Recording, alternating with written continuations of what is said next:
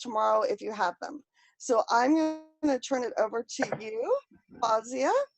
Thank you so much, and I really do appreciate the kind words. They're very nice. Thank you. Let me get my screen up and running here. Oops.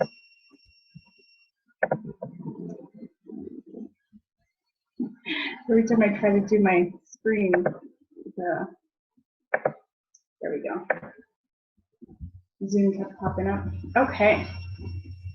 Well, first, I really want to thank you very much for allowing me to share what I do with all of you. It's really an honor to be here.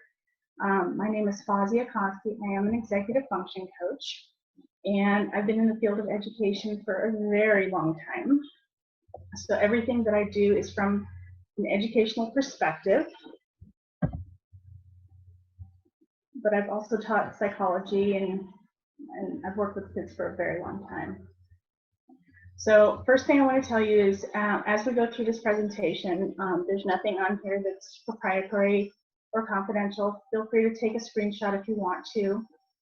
You're welcome to send any questions to me directly via email or text. Just remember to give me your name and phone number. I'd be happy to talk to you about whatever questions you might have. This presentation is kind of an overview. It might cover some very general information. So if there's something that you'd like to go in a little bit more depth, feel free to contact me. I'd be happy to share whatever I can with you. This presentation is also interactive. So as we go through this presentation, I'm going to ask you to just grab a pen or pencil if you want, some markers, colored paper, colored pencils, paper, whatever you feel would make your life comfortable and fun and allow you to be a little bit creative. Get comfortable. And as we complete this presentation, we're going to have short activities after each section. So while we're going through the sections, think about how you would create this section for you. How would you do this for you? And once again, here's my contact information. So I'll give you a second to write that down in case you want it for later.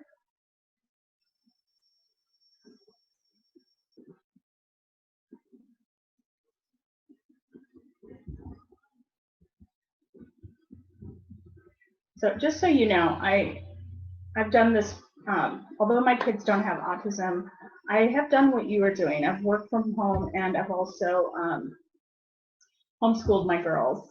So both of my girls have had homeschooling on and off throughout the years. And right now, the one on the left in the blue is studying at ASU, and the one on the right is the youngest kid in her medical school, and she's very proud of that fact, and she worked very hard. And the reason why I talk about my girls is because Emily, the one in the green, even though she's the youngest kid in her medical school, has a lot of executive function deficiencies.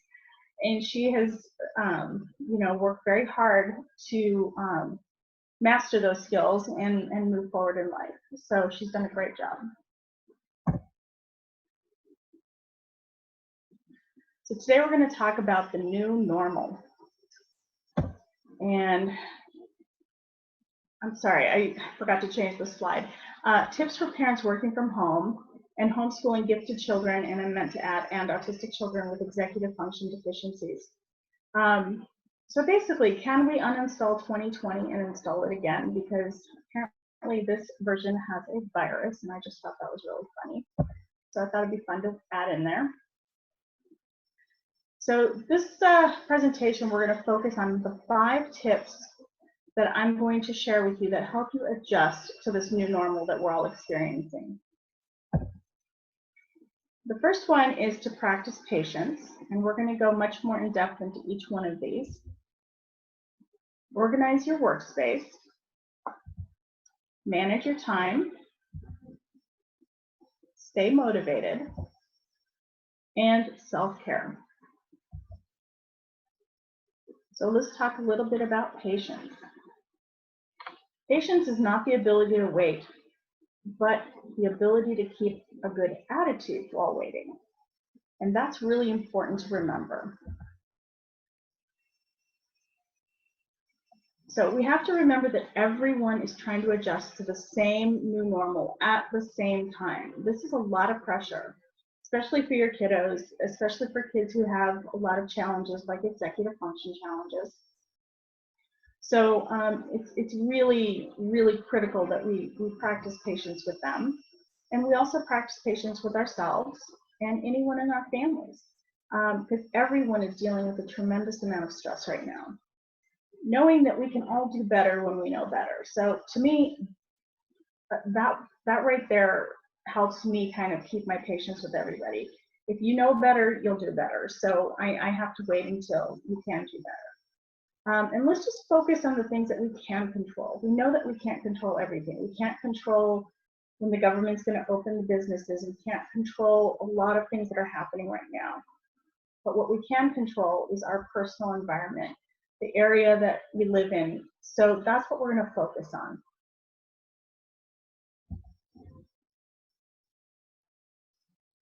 So I don't know how many of you have ever gone fishing, but I grew up in Minnesota. And I went fishing on a pretty regular basis because I lived on a lake. I think everyone does in Minnesota. And I think of patience as kind of like fishing. You know, you go out, you find your favorite fishing hole, and you throw your rod and reel out and see what you can catch. And the whole point of sitting out there is to, you know, wait for the fish to bite. And while you're doing it, you have to be very patient. And usually you're in a good mood when you're waiting because you know something's going to happen, something's going to change. So really focus on being patient with your family. So in this activity, I want you to write down a few ways that you can practice patience with yourself, your family, and your friends. And I'm going to give you a minute to do that.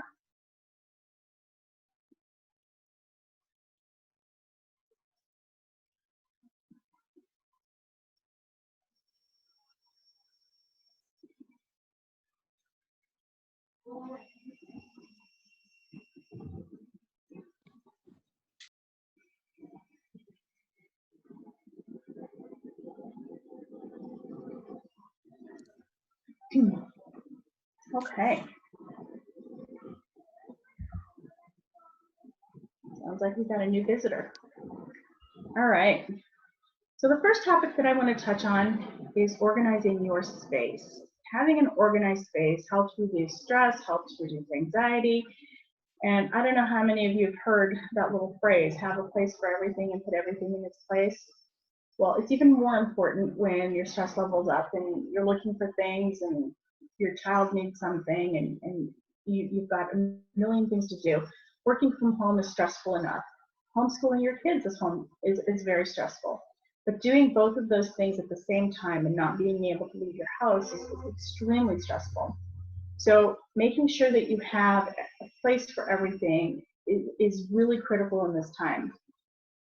So decide where you want your kids to work, where you want to work. So if you want to all work at the kitchen table, that's totally fine.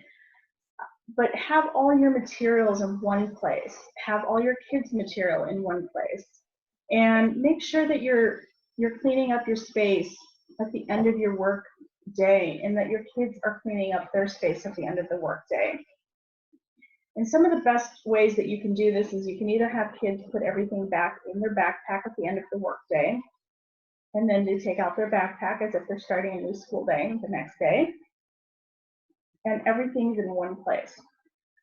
That way, you know, losing things will not be a problem, and if you follow that same rule, you're more likely to have everything you need when you need it.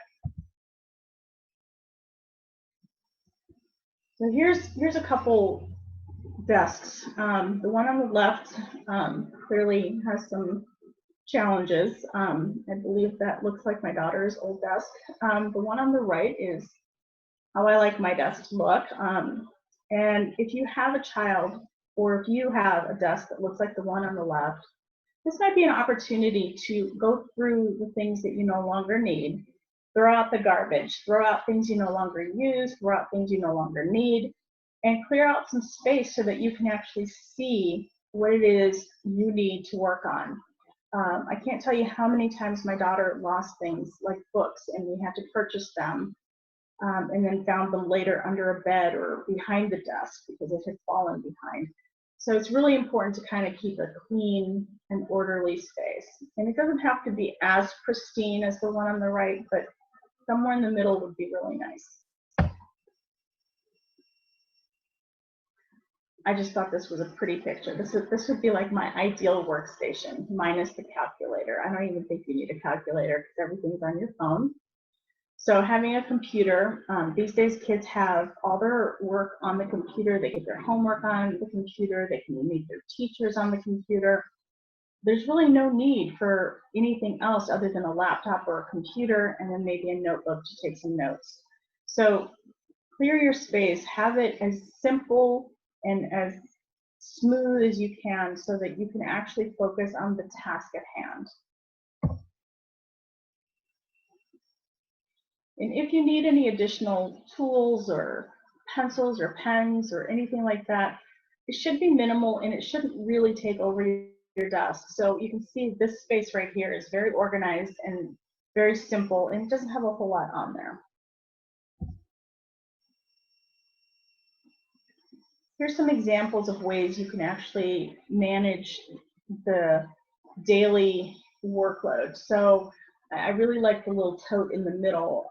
That might be a way that, you know, if you're going to work next to your kid at the dining table, you can both have something like that. And it doesn't have to be this fancy. It can just be like a little basket where you just put all your work in there, maybe stick the laptop on the side, and then the next day you can pull it out and you're back to work. So nothing really gets lost in the shuffle. There's no clutter. It's just a nice, neat way to work. But you can also use a backpack. So for smaller kids, you have a smaller backpack. For older kids, you might have a larger backpack. And that's sort of all their work can fit in there. But right now, everything's online, so you might not need a whole lot, but it's definitely an option.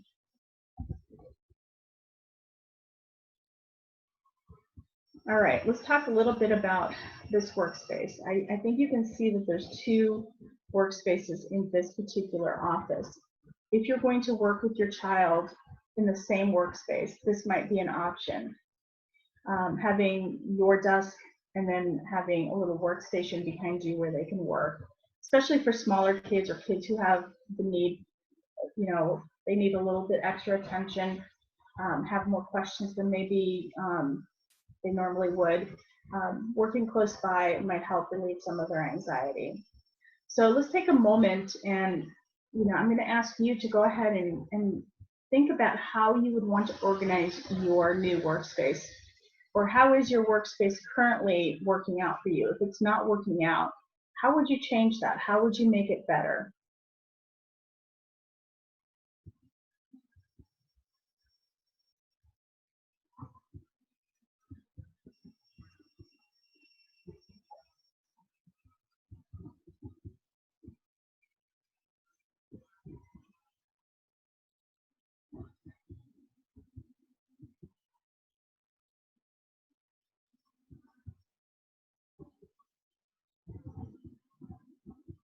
I'm going to move on. Next, we're going to talk about managing time. And time is a really interesting concept for kids who have executive function deficiencies. Kids with executive function challenges just really don't understand time. Managing it is a challenge. So we're going to talk a little bit about that. I find that checklists help create routine.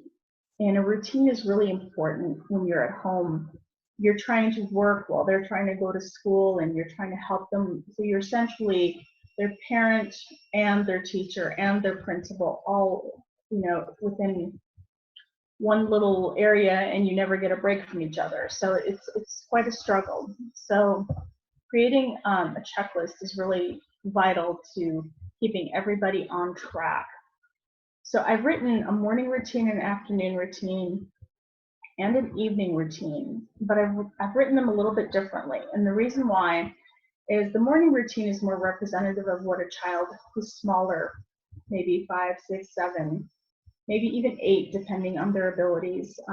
They might need something like this. So they might want to, maybe they forget to brush their teeth, get dressed, eat breakfast, and their one chore is to feed the dog before they start school. So they have 4 tasks, but they don't always have to do it in the same order. They don't necessarily have to do it at a specific time. So you can just put bullet points, put that on a little note card and put it on their bathroom mirror so that when they get up, they know, oh, I have to brush my teeth and get dressed. Then I have to go eat breakfast, feed the dog before I start school. So they have that kind of in a little bit of a rhythm going. And so if they can see it on their bathroom mirror when they first get up in the morning, they're more likely to follow that routine. And eventually you throw that little note card away and they're done. It's become a routine and they no longer need that. Sometimes older kids need a little bit of help as well. And so the one in the middle, the afternoon routine, even the evening routine, are more representative of older children. So in these 2 routines, I have times that are specifically assigned to these tasks, but you can see from 1 to 3, they're supposed to complete their homework. And from 4 to 5, they're supposed to work on long-term projects and then practice the piano and then help make dinner and walk the dog. But they're assigned those tasks at specific times or ranges of time. So if they're doing homework from 1 to 3, but they're done after 1 hour, they can move on to the next task, or they have free time, depending on how you negotiate that with your family. For some kids, they need to be reminded to take a shower. So you put that on the list until it becomes such a routine that they no longer need that.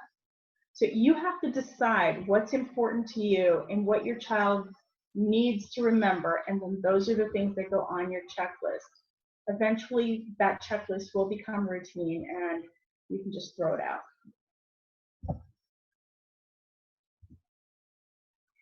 For kids who have trouble with words, or for kids who have issues like little kids, for example, or kids who have autism, who might not maybe pay attention to the words as much, you can use visual representations. So things like pictures can be very helpful.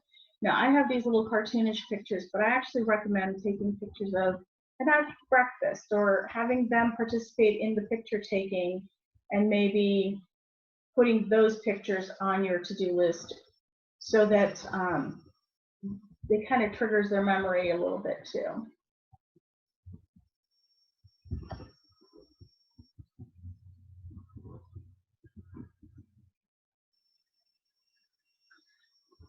So managing time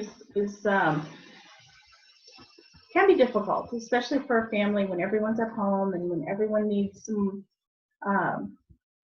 time alone and everyone needs to do their work and everyone has something that they need to do for themselves. So one of the things that I recommend is a shared family calendar. This is really helpful when an entire family has to plan multiple things. So in this one, you can see, and if you can ignore the fact that it's from 2010, it's actually a good representation of what you want. You can see that the dad, the mom, Karen, and Tom, they all have a different color associated to them.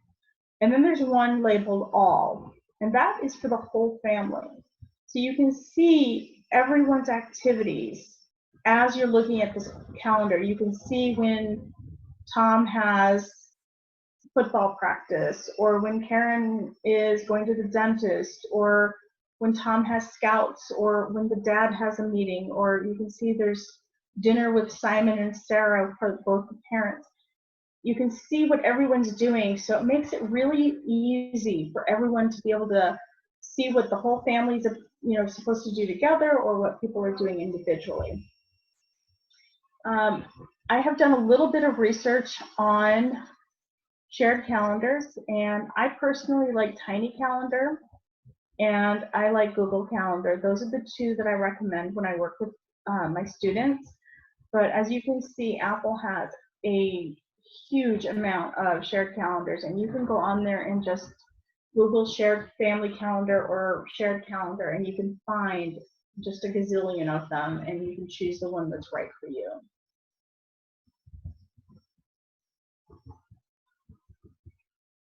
And for kids that have, you know, issues with words, you can also use pictures for the calendar as well. You can use stickers, like if your child has a dentist appointment, you can put a sticker on the calendar, you know, we're going to the dentist on Tuesday, or we have family dinner on Sunday, or we have a play date on Saturday. So you can put those on the calendar with a sticker, or you can use pictures, whatever you want that makes it easy for that child to follow along and know what's going on in the family.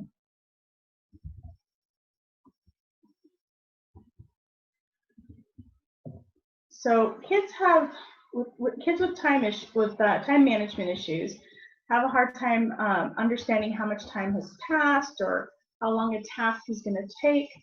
And I find that a calendar or a timer is really effective in helping them manage that time. So if you have to sit next to them and work and they're asking you questions throughout the whole time that they're doing their homework, you can actually set a timer and say, okay, for the next 15-20 minutes, I'm going to work, on my you know, job, and then you can work on your job, and you can walk them through the process of what they need to do as the teacher would normally do.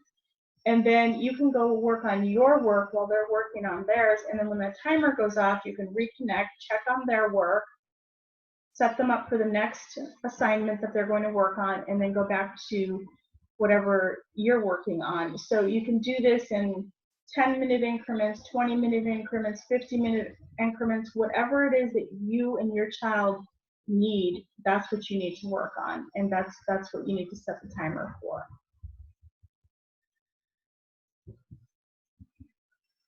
So let's talk a little bit about an activity that can help you manage your time. So think about, how do you want to manage your time? Do you want to use checklists to help create new routines? Do you want to use an electronic family calendar, or maybe even use an old-fashioned paper calendar and put it up on the wall and use markers or colored pencils to color in everyone's appointments and activities? And when you use a timer, do you want to manage it in small chunks of time or larger chunks of time? So make that decision if it's even beneficial to you. So I'll give you a moment to think about that.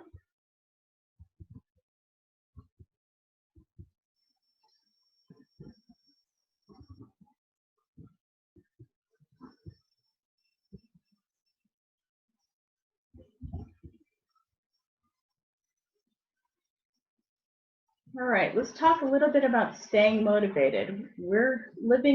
Everyone's at home, everyone's frustrated. We're not able to go out and see the world like we normally would. You know, we're not going hiking or camping or the movies. None of those things are happening. So how can you stay motivated? The first thing is know that things will always change again. Things are always changing, and even though we're in a difficult time, things will change again. So some of the things that you can do with your family, some fun things to do with your family, is, you know, challenge your child, play games with them, go for walks, watch movies that maybe you've been wanting to watch but haven't had the time. Maybe introduce your kids to movies that you enjoyed as a kid that you haven't had a chance to watch with them, like, you know, E.T., for example. Work on hobbies. If you've always wanted to teach your child how to sew, now might be the time. Or if you've always wanted to scrapbook, now might be a really good time to do it as a family. This is also a really good time to learn a new skill. For example, if you wanted to teach your kids how to sew a button, now would be a really good time to teach those skills, because you have the time, you're already at home, you're already together, nobody's leaving, so you have a captive audience. Plan future vacations. Get excited about what's going to happen in the next few months, because this will end and we are going to go back to having a life, and it's nice to have some future plans.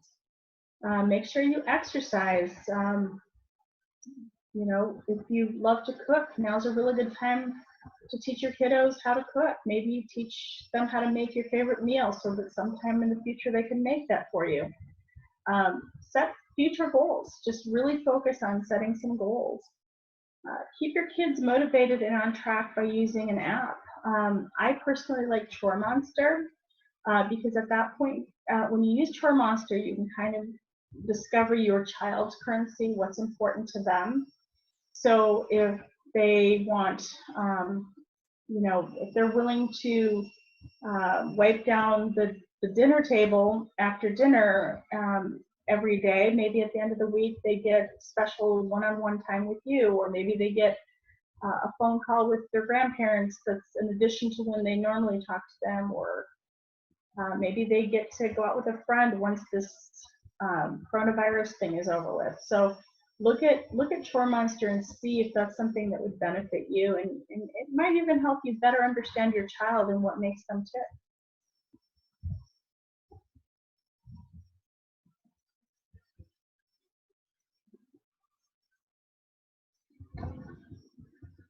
So here's some lovely little pictures that I found. Like, who wouldn't want to cook with these little girls? They're so cute. And here's some games. I don't know if any of you have these in your closet, but I know I have these in mine. So there's definitely lots of options for when you're stuck at home. You're taking walks with the dog and the family, watching movies. So there's a lot of options.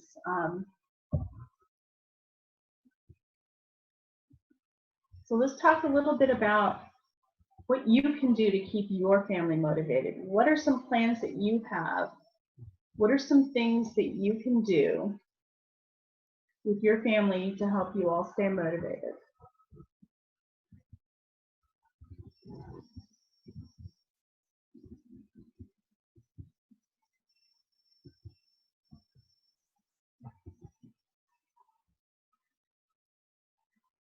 And you might want to try listing things that maybe you want to motivate, things that are just for you, things that are just going to motivate you, things that are going to motivate your children, maybe things that are going to motivate your spouse. So you can kind of help your whole family by listing some of those things individually. Really kind of get a list of how you're going to all stay motivated in this difficult time.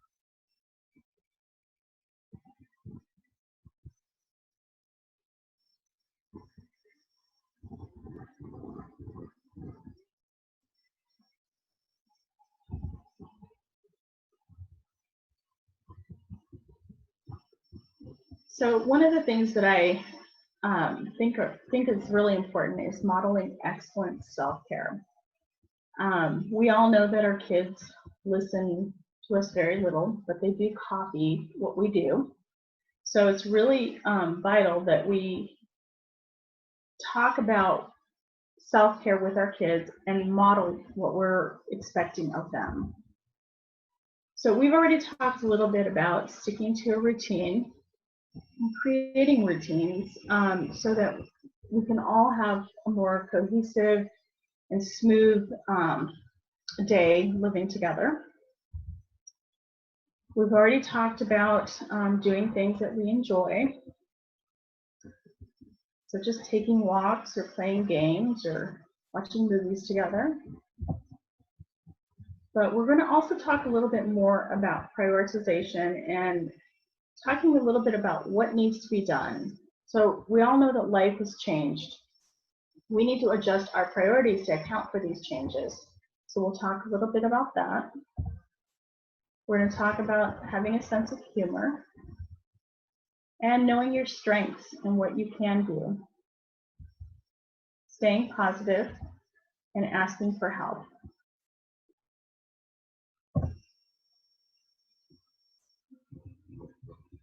So creating a priority list is one of my favorite things to do because there's so many things on my to-do list.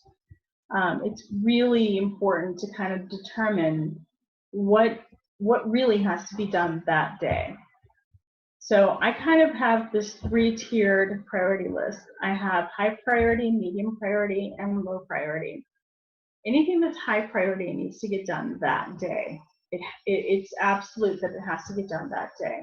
Anything that's medium priority kind of can wait. Low priority can wait even longer. So when I create a priority list, I actually mark a 1, 2, or 3 next to the list so that I know what's on my list for that day. What needs to get done that day is number 1. What needs to get done over the next few days is a number 2, and anything that's a number 3 can wait longer. So here's a few examples of what I consider high priority. Helping your kids with schoolwork, getting your work done. Those absolutely, without question, have to be done that day. But a medium priority task could be like shopping for groceries. You know, that could always wait maybe to the next day, or maybe till Friday if you do it once a week. So those are things that you can kind of put on your list, like you need to do it, but you don't have to do it today. Laundry is also one of those things, especially right now when everyone's at home. You could probably get away with wearing pajamas for a day or two, or for some people every day. So, but even pajamas have to be washed. So you want to have laundry going, but it doesn't have to be, okay, I have to do it today or I'm not going to have anything to wear. But getting a pedicure, giving yourself a pedicure, because clearly salons are closed right now, but giving yourself a pedicure could probably wait until all of these other things are done. So this is kind of what I like to do to create a priority list. And it's helpful for kids to kind of go through their list as well, and create a high priority, medium priority, or low priority, so that they know what's important and what can wait.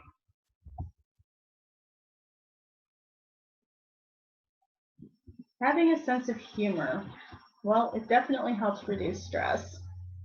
And I thought this little picture was cute. Quarantine day 11. Can't leave your house, but you're playing Uno with the chickens. So I don't know. I got a kick out of that.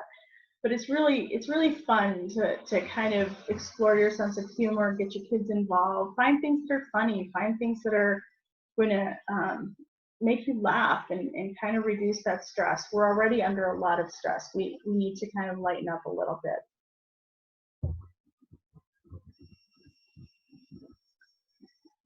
And then here's one that I know you probably already know what your strengths are, but it's good to know what your strengths are. And it's really good to know what you have to offer other people and what you can offer your kids.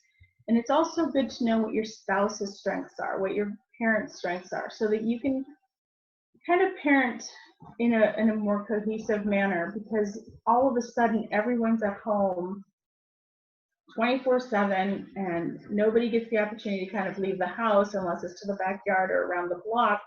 So you really have to know what your strengths are, and you have to know how to help each other out and balance that parenting, especially with kids who have executive function challenges.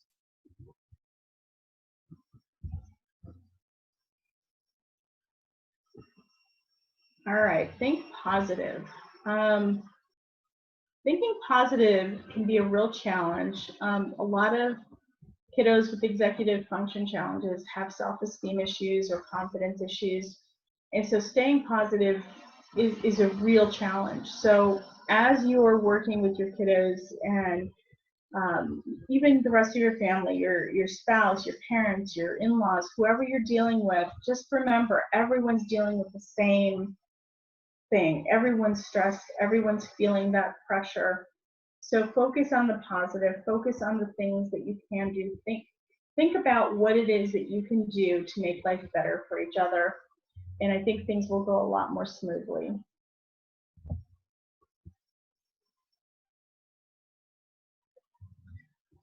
So ask for help when you need it. As parents, we need to really know when to ask for help. Clearly, every one of you is knowledgeable about something. So you need to understand that if you have a question, someone in your group has an answer, and you have the answer to someone else's question. So it's really vital that you use those resources. You call on each other when you have a question. You really go out there and do the things that you need to do, but ask for help when you need it. For some people, they like to go a little bit, kind of more the lone route and get help for their stress or frustrations through hypnosis or meditation or yoga, and those are perfectly fine as well. If stress reduction is your goal, then these are beautiful ways to help you feel better about life. But if you have specific questions about your kids and being at home, you're welcome to call me, or you can call somebody else that you feel would be able to answer that question for you.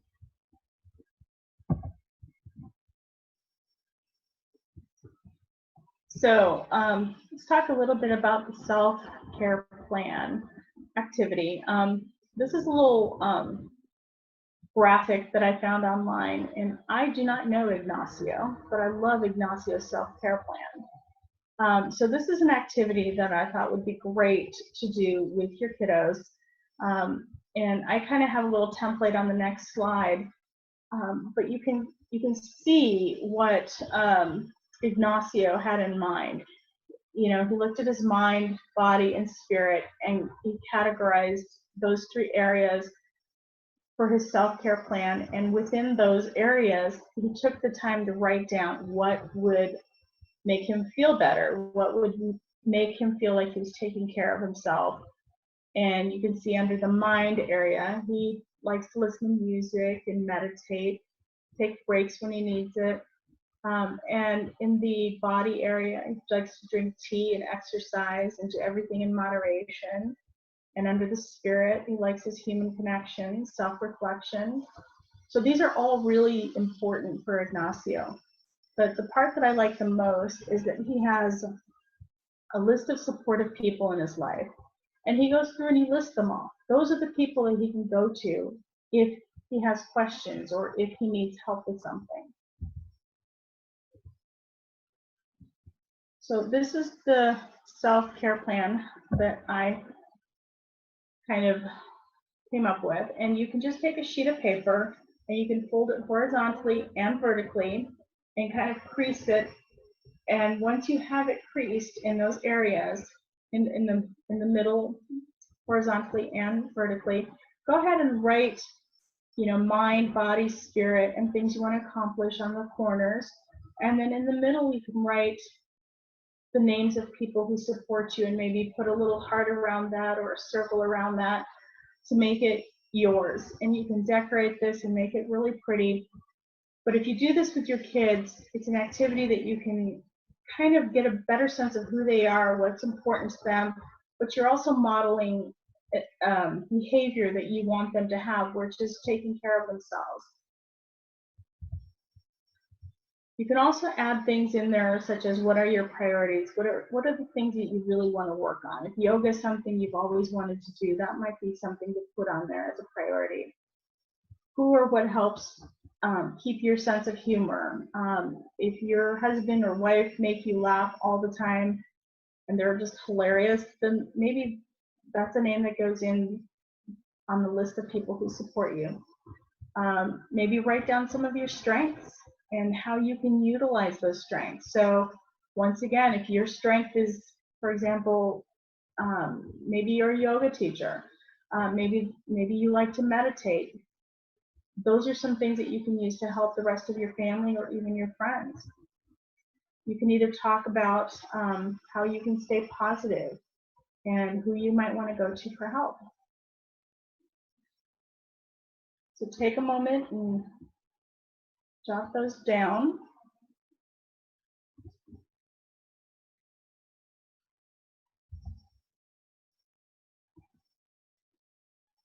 All right, so once a wise man was asked, what is the meaning of life? He replied, life itself has no meaning. Life is an opportunity to create a meaning. So really use this time as an opportunity to make amazing memories with your family. Spend that time wisely. Make great memories, watching movies, baking cookies, cooking dinner together. All of those wonderful things are the things your kids are going to remember. They're not going to remember the virus. They're going to remember that was the time I stayed home and we baked cookies for 3 days straight, or we made every kind of cookie there was for like 2 weeks straight. Whatever it is that you do with this time, that's going to be the memories that your kids carry with them. So enjoy it and use it as an opportunity. So once again, here's my information, and I'll give you a second to write that down.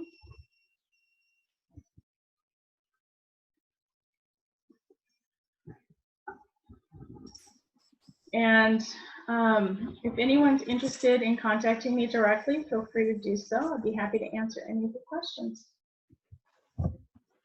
I have a couple questions that Yes, people ma'am. asked in the chat. Okay. So the first one was, my son makes a daily schedule, but he still forgets as the day goes on. Should I be reminding him, or is there something else I should be doing? How old is this child? He did not say, I don't think. I would be happy to talk with this person one-on-one if they're interested. We can come up with a strategy. Oh, he's 12. He's 12? Okay. What was the question again? The question is, his son makes a daily list, but as the day goes on, he forgets to do the things on the list. Okay. And so his dad wants to know, A, should he be reminding him? And No. B, is there something else he can do to be helpful? No, if you remind him, you're kind of not being helpful. You're taking over the job of the list. One of the things that you could do is use Chore Monster if they're chores. Now, I don't know what's on this daily list. If it's basic tasks like, you know, doing homework, brushing your teeth, then that could be something that you could maybe put a list up on the refrigerator. But honestly, the thing that I find the most helpful is putting those as reminders on a phone, if he has a phone, and having the alerts go off when he needs to do different types of activities. But I would need to in order for me to give a really good answer for this, I would need to know quite a bit more information. So if I could have that person's number, I'd be happy to chat with them. Okay, and then the next question is, what kind of ideas would you use to motivate a 17-year-old who is not motivated at all? Okay, once again, I'm going to need a lot more information. Has anything happened in this child's life to create this lack of motivation?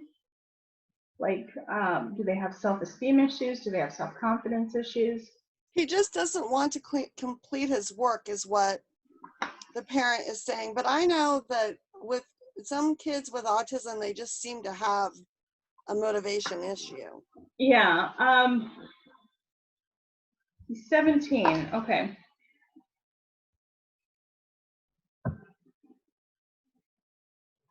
The parent also says he's frustrated with working online. I don't blame him. That's very frustrating.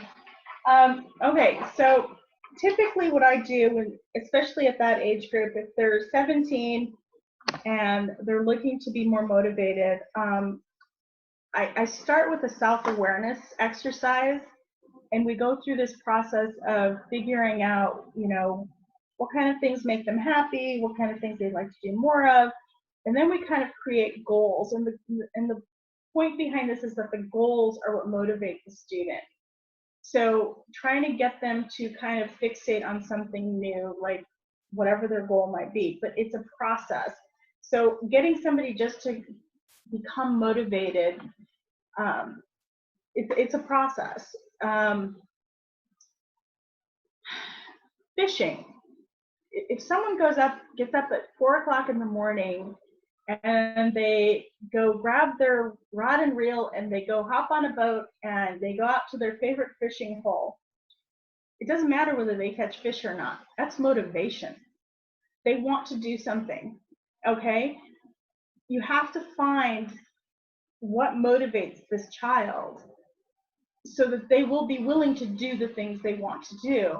And I would have to sit down with this child and really talk to them and see what it is that's going on, that to find that motivation. I can't read that. Oh, so someone else said, how do you motivate a teenager on the spectrum when he only recognizes the parent as a parent and not a teacher? Okay, well, as a parent, do you also give him directives? She said yes. Okay, Yes. so as a parent, you're giving him directives and he follows through. Is that a yes also? No. No. Well, there's your answer. You're not going to get him to follow through, whether you're the teacher or the parent. I would have to, I would need a lot more information to kind of answer that question. I would need to sit down with the student and actually kind of go through a process to kind of determine what their motivation is, come up with a strategy. It's not as easy as, oh, this will motivate every 17-year-old or this will motivate anybody. Everything with motivation has to do specifically with the individual. What motivates you is not what motivates me every morning, right? We're motivated by different things. So same thing with kids. Kids are no different. They are motivated by something that's unique to them, and we have to find that thing that they're motivated with. Why don't you explain, because I just loved to watch your process unfold with the kiddos, like how you do that. Why don't you explain to people kind of how you do that, what that looks like? Well, when I first meet somebody, I go through an intake evaluation. And through that intake evaluation, I look at their academic history, their psychological history, psychiatric history, medical history, and also family history.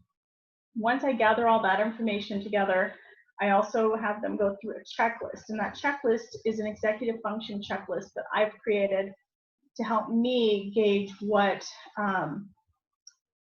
specific skill sets they have challenges with and what they don't have challenges with.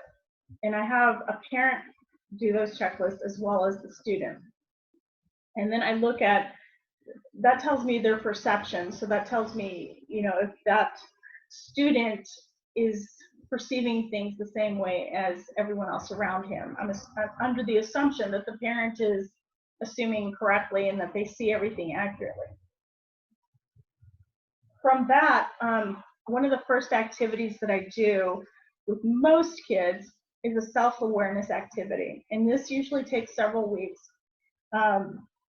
I start with a list of things that they're good at, and kind of move through this list of things they want to be good at, things that make them happy, things they want to learn, things they want to improve upon, things they want to do less of, things they want to do more of. And from that, we also learn how to prioritize, like what are the most important things. And then we go into goal setting. And so we walk into the goal setting deciding, okay, so we've got these priorities set, so we'll pick something that's at the top of the priority list, and we set a goal. And within that, we set some milestones. So the goal might be, just for the lack of a better goal, I want to lose 5 pounds by the end of the month. Well, you don't lose 5 pounds just at one time, you lose it maybe 1 pound at a time. So we set those milestones. Okay, when do you want to lose the first pound? By the end of such and such date. And then we assign times and dates to all of those. And then at the tail end of this process, we come up with little rewards, but those rewards are specific to the individual. I don't create those rewards. They create those rewards. And that is what motivates the student to get where they want to go. So if their goal is to buy a new wardrobe, but they have to lose the weight first, then that's the little carrot that we're dangling in front of them. It's like, okay, you get this new wardrobe, but you first have to meet this goal. So if a student doesn't want to do their work, it's probably because they truly don't understand the importance of it. So I would have, I would probably sit up and give examples and talk to the student about the importance of, what are we talking about?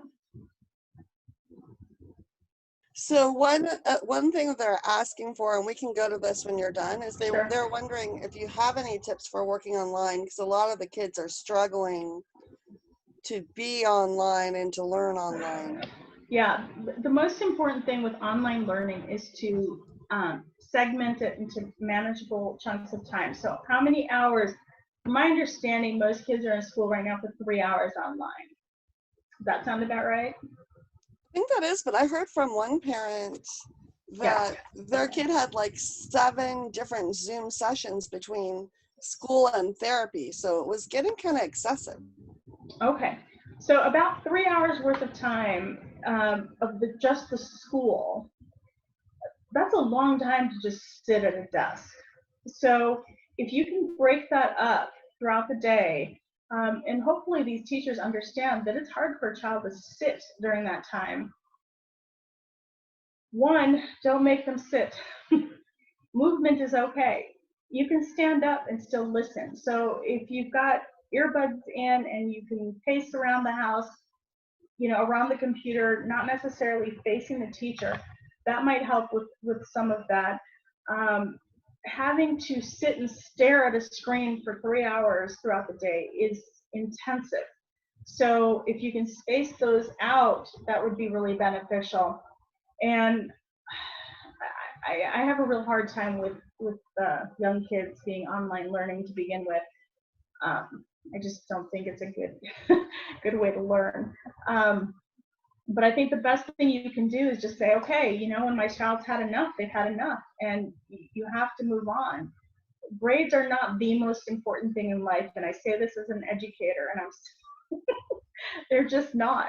You have to look at the whole picture. You have to look at a child holistically and say, is this damaging to them in another way? Having to sit in front of a computer for 3 hours a day, can be harmful to their eyes, can be harmful to, a whole lot of other things. So you as a parent have to make that decision. What's in the best interest of my child? And make it, and don't look back. Make that decision and don't look back. They will recover from this. But if they're going to sit in front of a computer, you've got to make sure that they can have the opportunity to stand up, they can move around, have wireless earbuds so they can pace a little bit. If they absolutely have to be in front of a computer and they have to take notes, maybe record the sessions. They can go back and review it if they need to, but or have have them just take a few notes and move on from that. 3 hours of watching anybody on screen would exhaust me. I can't imagine what it does to your kiddos. I really can't. Can you tell us a little bit about hypnosis and how you use that and what that looks like? Absolutely. I love doing hypnosis. I started doing it for my clients who had anxiety and memory problems, and I've had tremendous success with both of those. So what I do is I have a client come in, and we use a conference room in my office, and we go through the relaxation period, and then we go through the actual hypnosis, and it takes roughly, depending on the actual session, it takes roughly between 30 to 45 minutes per session, not including the pre-session paperwork that I sit down with and talk to them about, if they've ever been hypnotized before, or if they have, was it helpful?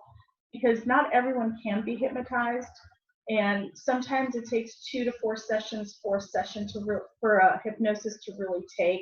So I will do a session repeatedly for certain clients. Like I've had clients that have come in with significant memory issues, and we've done the same session 2 or 3 times, and it's been really helpful. Or relaxation, stress management. So I use hypnosis for a variety of different issues. I think somebody else has a question. Awesome. Now, we had someone else say their son has been tested and they're pretty great at executive functioning, but when they do have issues, the school always wants to punish them instead of give support. Is this Do a you have any public advice school? for that? There So are no side effects to hypnosis at all. You will not do yeah. anything under hypnosis that you wouldn't normally do. In fact, you're completely aware the whole time. You don't even realize you're under hypnosis. Will that help with panic attacks? Yes. And feel free to call me. I would like to offer 10 free sessions to the first 10 people that call me. I'll be happy to give you a free session. Someone said that their son is at the bottom 1% for executive functioning, but they're not getting any support at the school. You don't really do school issues, do you? It depends on the school. I do and I don't. There's a certain, I will go down that route up to a certain point, and then I refer to a psychologist that works at a school. Why is the school not giving the support? That would be my question. Yeah, I'm not sure. I don't know. Does anyone else have any questions? If you do, type them in the chat box. Yeah, and feel free to call me or text me. I'd be happy to discuss any of these issues with you privately. And I'm not going to charge you. This is for this group and this group only, so feel free to call me. I have to say we've really enjoyed having you work with Mark, and I know Katina feels the same way. We can really see improvement. Well, I appreciate you saying that, because it's a pleasure working with both your families, and I'm really glad that you see the improvement that you're seeing at such an early stage, because normally I don't see improvement in kids until at least 6 to 8 weeks down the road. Oh, really? Yeah, no, I already see. Yeah. So someone asked, how much do you charge for hypnosis per session?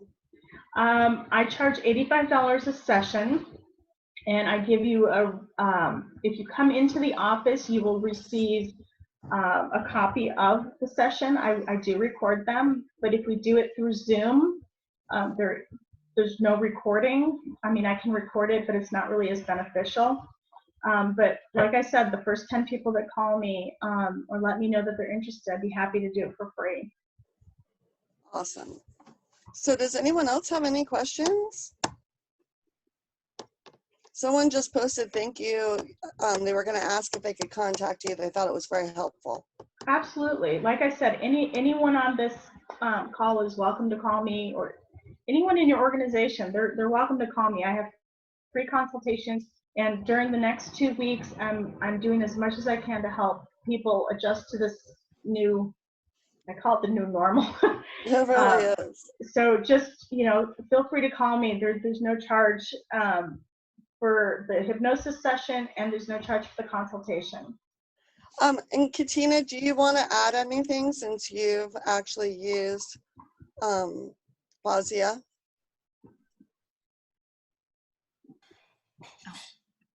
Oh, hey everybody. Yeah, I mean, Gabrielle's 15 years old and, extremely affected with executive functioning. That's always been on the forefront. And as most parents know, you can't do a lot of scaffolding and skills until you have someone like Fawzya that has her expertise sit there and take a look at your kid and then take it back to zero. And what I love is, at 15, I have the teenager, and there's that relationship. There's been tremendous improvement with Gabrielle, but the biggest thing that I love for myself is I'm not managing her anymore. Right. Fawzya is managing her right now, which has allowed me to now be more of a mom role. And it's a beautiful process. Although I want to get involved, I have to remind myself, no, Fawzya is going to do that. Fawzya communicates every step of the way. She has been available by text, by phone call. Any questions I have, she's just been just tremendous and very helpful for Gabrielle. from making a schedule, time management, to basic hygiene, self-care, doing every component of every part of her day. I think that's Makes me important cry, to what you Katina. said about how available Fawzya is. So you get return phone calls, texts, very responsive, which I really appreciate. Oh, you And guys are I so think, sweet. You got I me think, teary. and I have to say, Katina and I are not we have high expectations. Some people might describe us as slightly difficult. I don't know. No, you've been a joy to work with. Absolutely a joy. But we have high expectations, and so we've been really pleased. So I have a couple of things people wanted to know. Can you repeat your contact information again? Absolutely. My phone, you want me to put it up on the screen, or do you want me to just That say would it? be good. Okay, let me grab it real quick.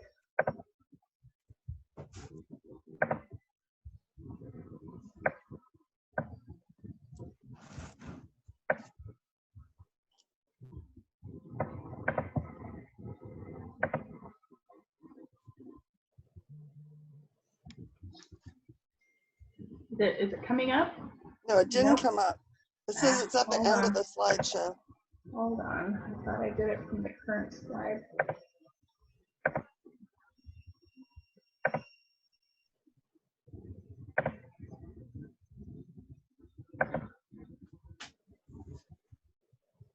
Oh. Can you see it? There it is. Okay. Okay, great. And then someone else asked, well, people can read that. I'm going to ask, have you had any good improvement in executive functioning with a child with PDA, pathological demand avoidance? PDA is an expression of anxiety and can cause shutdowns, meltdowns, or escape attempts. You know what? I have honestly never worked with a child with that diagnosis. I've worked with defiance disorders, but I've never worked with that particular disorder.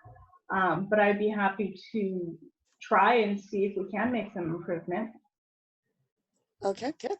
Okay, does anyone else have any questions? I'm not seeing any.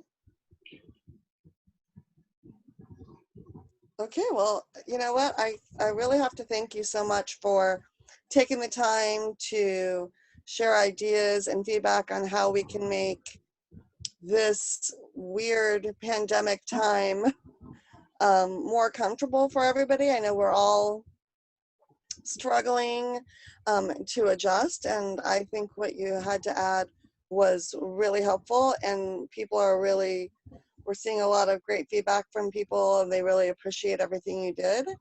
So I really appreciate it too. Thank you so much. Thank you so much. I really do appreciate the kind words and the invitation to speak. It's been a pleasure. Okay, you guys. Well, thank you for coming to the very first Autism Society Zoom meeting. And we're going to do one every month on the third Thursday of the month from 6:30 to 8. So stay tuned for the next talk to be announced. And we appreciate all of you being here for our very first time. And Fawzya, thanks again. You did a great job. We really appreciate it. Thank you so much. You have a wonderful day. Thank you, you too. Thanks, everyone.